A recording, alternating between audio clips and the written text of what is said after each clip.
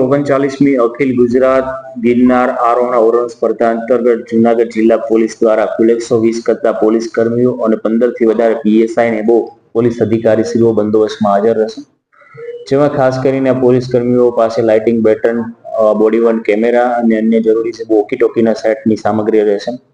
પોલીસને એ બાબતે પણ સેન્સિટાઇઝ કરવામાં આવેલી છે કે આ જે સ્પર્ધા છે તેમાં મોટા પ્રમાણમાં મહિલાઓ પણ પાર્ટિસિપેટ થતી હોય છે.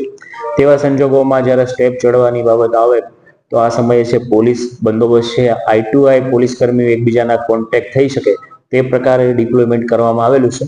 અને અન્ય જે પાર્કિંગ અને વ્હીકલ ડાયવર્ઝન આ પ્રકારનું જે જાહેરનામું બહાર પાડવામાં આવેલું છે તેનું પણ સ્ટ્રિક્ટલી ફોલો થાય તે પ્રકારે સૂચના આપવામાં આવેલી છે. ગિરનાર છે જુનાગઢની એક આગવી ઓળખ છે અને ખૂબ મોટા પ્રમાણમાં જ્યારે સ્ટેટ લેવલની સ્પર્ધા થતી હોય તેમાં અને નેશનલ લેવલની ખૂબ મોટા પ્રમાણમાં બહારથી પણ સ્પર્ધકો આવતા હોય છે.